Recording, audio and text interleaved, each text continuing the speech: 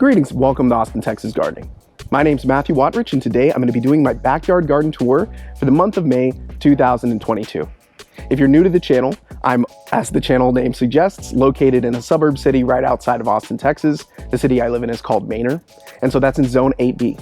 I'm going to be going around and talking about all the plants that I'm growing for the purpose of providing some educational entertainment and a little bit of inspiration if you live in a similar gardening climate, just to give you some ideas for your own backyard garden. If you're a returning viewer to the channel, I'm sorry I haven't uploaded in a while. As my shirt suggests, my wife and I just had a baby. So our daughter Eden was born a couple of weeks ago, and we're really excited to welcome her into our home. We've been making a lot of adjustments, which just means my YouTube regimen isn't going to be what it always is. But I do want to do this video. I think it's going to be really exciting. And as last month, if you have any prayer requests, please leave them in the comments. I want us to get to know each other better and lift up one another in prayer. So with that, let's take a look at our backyard garden. Now, I have done a lot of work over the past couple of weeks, but it hasn't been as much as I was hoping. My objective, as I stated last month, is to try to get my garden, my backyard area, just a place where we can entertain, kind of like a park where our kids can play and we can have guests over in our backyard. We have a whole lot of space here. My backyard's about 4,000 square feet. We're on a 1/5 of an acre lot, and so we have lots of options for different things. And you can see I've added quite a couple things to my collection of plants in containers and things in the raised bed, which we'll get into here in a little bit. We've been having a very dry May, so you're probably watching this on Monday. It's probably raining and thunderstorming, which is very, very welcome. Obviously, it kind of feels like we got all the rain for May last May. We had almost 20 inches of rain or something like that last May. And with it being so dry, all of my plants aren't thriving to the level that I was hoping. I also have obviously had to back off a little bit of some of the intensity that I've had in the past when it comes to taking care of these plants, just being that I've had so many things going on at home. But we're going to take a look at this today. I think it's going to be really cool. So we're going to start by talking about some of the plants that are in my raised bed. Now, there's not a ton load of developments here, but one thing I do want to point out about the raised bed, a bunch of users and people commenting, in fact, I'm kind of all over the place here, but I wanted to mention that Linda from Central Texas Gardener came out and filmed a video with us a couple of weeks ago. And she gave me a couple of suggestions for my raised bed. We had a really good time filming the video. If you haven't seen that, I recommend you go to her channel, check it out. It was a really cool video. And one of the things she pointed out was the pH level of my raised bed. This isn't something that just she's pointed out. Bob the Slacker is one of the users that comments frequently. Really appreciate you, Bob.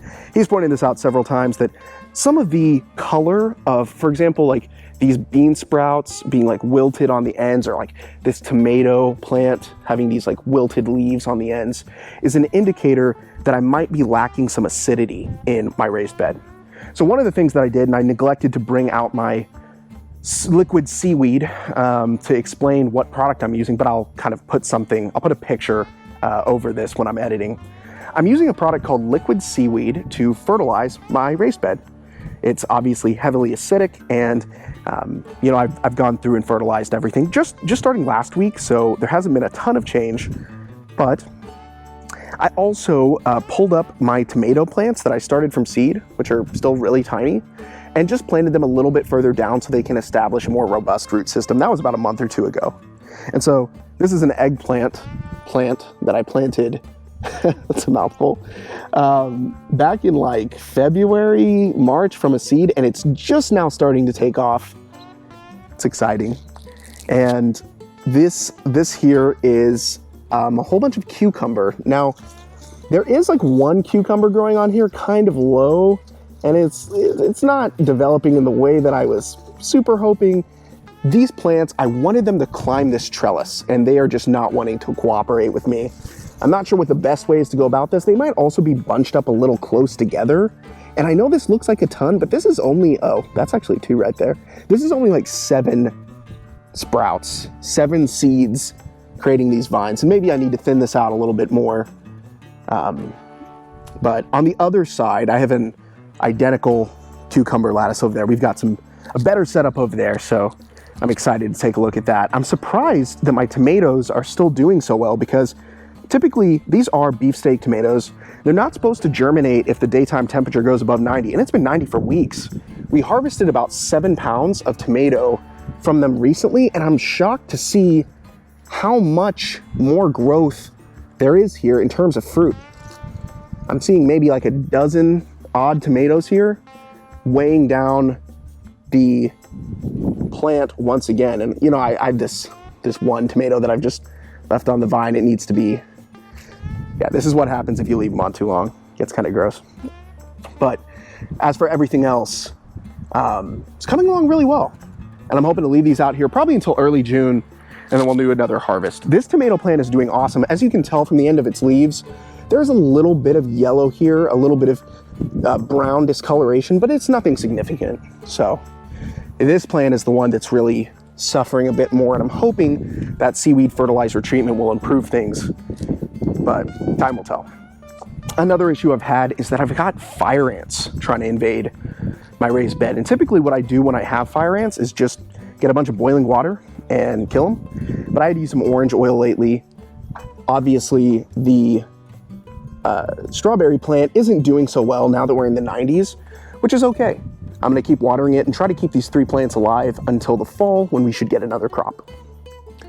The thing that I'm excited about is this set of cucumber vines over here. They're actually producing some cucumbers. We got a pretty big one right here. And I'm very pleased with this. It's climbing the lattice like I had hoped. And hopefully we should have some more fruit here in a little bit, but we get this kind of effect where like this vine is wanting to lie down. Sometimes, you know, I'll just kind of guide these back up the lattice. And I'm probably gonna have to do that with 2 hands when I'm not holding a camera later. But the objective, of course, is to get it to situate itself on the lattice where the cucumbers can hang as it climbs. And then finally, we have some peppers over here. I added a couple of jalapeno plants, found these at Green and Growing. They look awesome and have a bunch of jalapenos on them. So hopefully that should get us through the summer. And then, of course, these are the Carolina Reapers and the Poblanos. And they haven't done much at all of anything. I'm not sure if it's a pH issue with the soil, if their roots aren't spreading out right, or if they're just generally tiny, but we're gonna keep an eye on them. And so the raised bed, I've said this in a couple of other videos, but one of the main purposes of this raised bed was to make a space where there wouldn't be fallout from Roundup. So what I mean by that is, we live on a slope, and there's a lot of drainage that runs through our yard. When that drainage runs through our yard, it's bringing everything else from every other person's yard through our yard. So any type of poisonous pesticide or herbicide is all coming through our yard. And I wanted to grow some fruits and veggies, not just you know, off the ground because of the Roundup, but also, you know, with the dense clay soil that we have here in Austin, Texas, at least in these new communities, it's very difficult to grow anything at all. This space provides a really cool spot for me to grow some fruits and veggies. And I had a very successful spring. In April, as I already mentioned, we got 7 or 8 pounds of tomatoes, a whole ton load of strawberries, and hopefully we can pickle some of these cucumbers soon. But time will tell. We'll have to keep seeing how this raised bed turns out. So I've also got some tropical plants in containers. And now that it's getting hotter, they are really enjoying being outside. I had to overwinter some of these plants in my garage, but they've been out here for 3-4 months now. This is my avocado plant that I grew from a seed. It's a sapling at this point, really. I mean, it's been a sapling for a long time. And you can tell from my fence, if I back up here, I mean, it's a good 3-4 feet tall at this point. And I'm coming up with that number because the container is already off the ground by about 1.5 feet. But there's really starting to get to be some hard wood on the bark here. And same deal with this avocado plant that I mentioned with the raised bed. We have leaves that are looking margarita yellow with brown spots, usually either an iron deficiency or deficiency in the pH being too low, but it is still growing. Like up here at the top, we have new growth coming out. And so this plant is about 2 years old at this point. I started this from seed in the summer of 2020. And with a little bit of luck, we can see if we can get it to grow for 5 more years to produce fruit. But whether we do or we don't, it's a really cool experience just zone pushing and growing this tropical plant in a place where obviously we have some pretty inclement winters, excuse me. And then of course we have these pineapple plants that I brought back from Hawaii. About a month ago I did an update on these plants. They've been growing for just about a year now and they're still doing well. I don't see any like fruit, like a fruiting body coming out of these yet, but when they do fruit, it's gonna be really exciting. I'll make sure to do a complete growing guide for the pineapple. I think that'd be a lot of fun. And I've added a couple of other containers. This is a little whiskey barrel that I picked up a week ago. It's a Jack Daniel's whiskey barrel. And I've put an olive tree, some sunflowers, marigolds, and petunias in here. And I don't know what's up with the sunflowers. They just haven't taken well. I'm not gonna blame everything on pH. I think that might just be transplant shock. But I planted these a good 3-4 weeks ago. Regardless, I'm really excited for these olive trees. If you've been subscribed to my channel for a while now, you'll know that about a year and a half ago, I did a video where I pickled and brined some olives that I picked from my olive tree. And my old olive tree is great. It's still at our old house, which we sold and moved away from, but it obviously got pretty beat up after the February 2021 historic winter storm. So I'm not sure how these olive trees are gonna do. I really like growing them. And even if we get another bad storm and they die, I just think they're a really fascinating and fun fruiting tree to grow. So I've added them to my big collection in my backyard orchard. Obviously, I've done a bunch of different videos discussing that. I've got fig trees, the olive trees, and a whole bunch of these peach trees. I think it's gonna be pretty cool next year at least, once everything gets their roots set down well. But speaking of which, our Kaduna fig tree here is putting out some figs, which I'm really surprised by because we just planted it 5 or 6 months ago. I mean, if I haven't been clear about this, everything that we've planted was planted 5 or 6 months ago.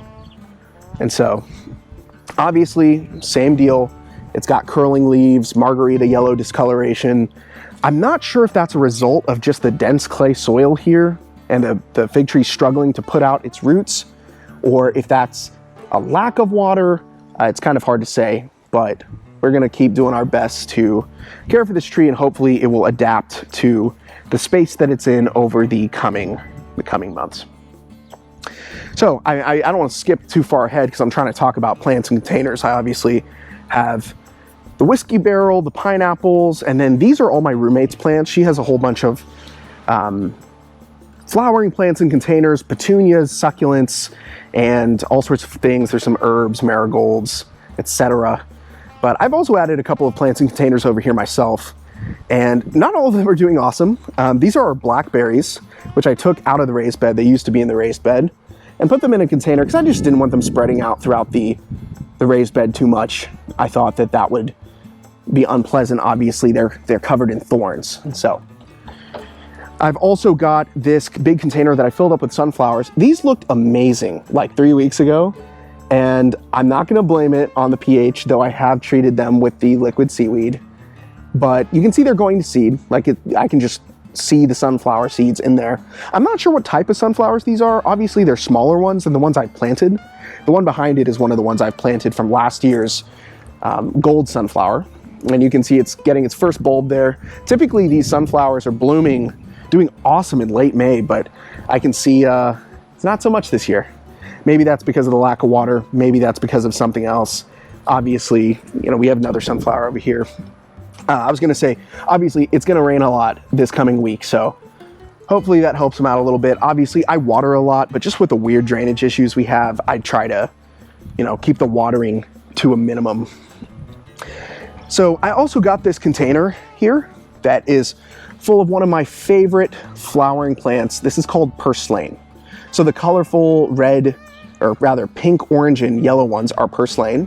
It's a flowering succulent that blooms every day. So it'll bloom in the morning, and I've tried to create a time lapse of it blooming. It's really difficult to in the wind.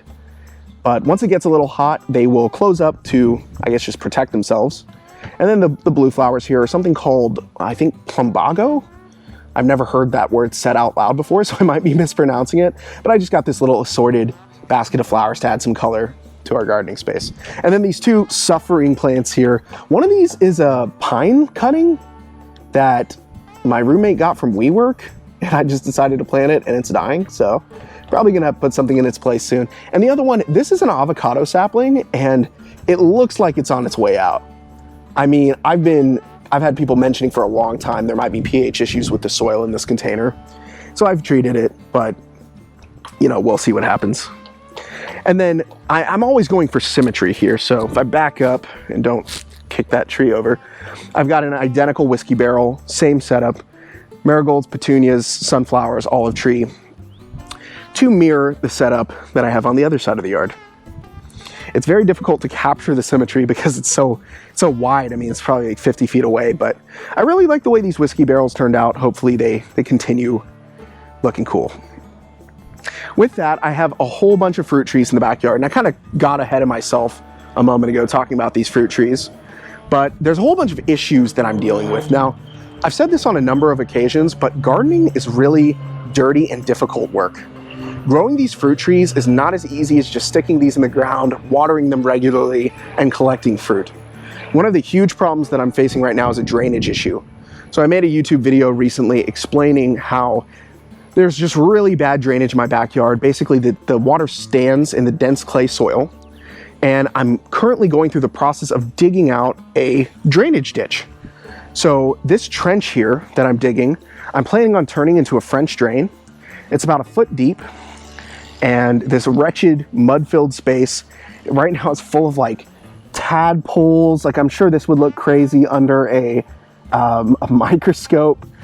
Because this standing water is collecting here because the clay just does not drain. It's evaporating over the course of the day, and of course, it's kind of a hazard at this point. When my neighbors water and their water runs through our property, or when it just rains generally, a lot of the water stands in this area and inundates these fruit trees, and is causing all sorts of issues. One of the issues that I'm facing is called peach tree leaf curl. As you can see, the leaves on this tree are a little underdeveloped, and the ones that are here are turning a little orange. I think the best example of what I'm talking about is actually right here. When your peach tree has leaves that have red holes in them that look like that, that means that your tree is suffering from root rot. I actually see, this is a really good example. And even here where I'm standing, this is like very moist. It's very wet. And I really need to work quickly to divert the water that's standing over here. I'm planning on digging the trench all the way out to the space in between our houses where it can drain. And the longer I take with this, just the more problems it's going to cause for these peach trees here. That being said, they are doing pretty well given the circumstances. I mean, obviously there's a lot of like exposed bits here, but there's still some greenwood coming out, some new growth.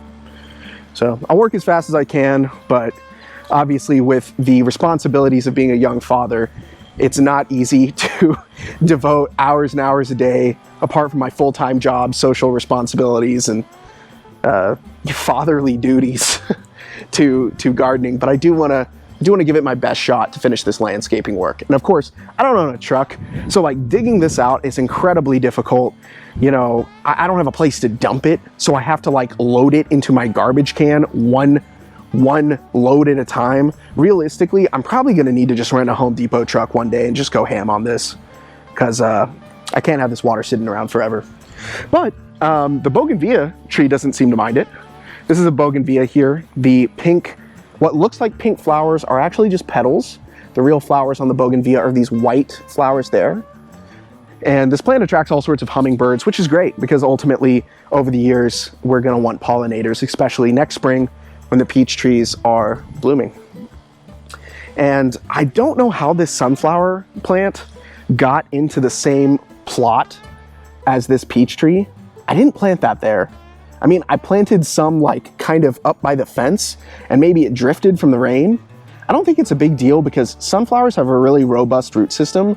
Obviously, it's gonna compete with our peach tree here, but I think it'll also help aerate the soil just by getting those roots to punch through this dense clay. Obviously, when I planted these, I cut the soil that I planted them with native soil from my backyard, so that's why you have this like fissure, cracked earth here.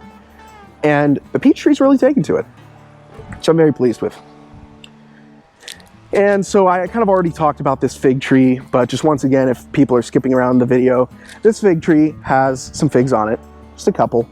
It's very recently planted. This is a Caduta fig tree, and it's got the same type of leaf curl issues that we've seen with our other plants. Not sure what's going on there, but we're gonna try to do our best to fertilize it properly and make sure that it's getting the water it needs and the drainage it needs. And then finally, we have these 4 peach trees over here on the right. For the record, I'm trying to remember off the top of my head what types of trees these are. I believe over here, we've got 3 Texas Prince peach trees, a La Feliciana peach tree over there on the right, and then these here, that one, and that one are Royal Zest peach trees, and the one in the back is a Rio Grande. So our Royal Zest trees are doing good. They have green wood, and these little yellow leaves are not overwatering. This is actually underwatering. So here there's really good drainage, and they're just at a higher elevation. So you can just tell from the ground being cracked, dry, and dense that this isn't an overwatering issue. Obviously they have plenty of green wood, good amount of foliage. This is what a healthy tree should look like. It could use a little bit more water, I suppose, but this is really what we're going for. Of course, we got the other bougainvillea and then another Royal Zest. I figure over the years, some of my peach trees aren't gonna make it. And if I had to guess, this one, and the one behind me will do the best. The one over there, the 4 on the other side of my yard, we'll do our best to keep them, but you know, these are doing good. Those need some help. Another Royal Zest tree, and obviously you can see the way that this is planted. The soil is also very aerated. The reason those roots are showing is because my dog was trying to dig around this tree, but one of the things I am pointing out is that these have very shallow roots in the way that I've planted them, which is good because soil needs free-flowing air to some extent. When I say free-flowing, obviously I don't mean like open air, exposed air, but the peach tree shouldn't be, if these were buried like up to here, that would be its own issue. So these are reasonably lightly buried, and as a result, I think they're doing well. And even this Rio Grande tree over here is doing pretty good too. And given the circumstances of how much flooding we've had, you would think that these would all be overwatered, but no. This, if I stand back here, you can kind of see the gradient where the water drains out of here. So they do get flooded, but the water doesn't stand. Like where I'm walking right now is very, very dry. So as a result, we have peach trees. I don't think there's a single, oh no, there's a few yellow leaves on this tree. Bunch of wasps too. Back up a little bit. But yes, I just wanted to make a short video. Normally I go into my front yard and talk about some of the stuff that's going on there, but I'm actually working on a couple of different projects in my front yard, and so I'm not gonna show it this month, but in my June garden tour, we will take a look at some of the new things we have going on with our crepe myrtles, lemon tree, and I almost said orange tree, it's a mandarin tree. But for right now, I just wanted to walk around my backyard, talk about some of the things that I'm growing in the month of May 2020. And yeah, I hope this was inspirational. I hope you learned something. I hope you're desiring to go spend your next paycheck at your local nursery or hardware store to go collect some plants. But with all that being said, don't forget to leave a comment if you have any questions about what you saw today. The more comments on the video help me out. Leave a prayer request. I will read through those and we'll pray over any prayer requests that are left in the comments. I appreciate everybody who has provided some sort of informative help to me. Just know that uploading videos makes gardening a lot more fun for me, being a part of this community that loves to support one another and talk about the projects that we're working on. So once again, I appreciate you guys for watching. Thanks again for watching Austin, Texas Gardening.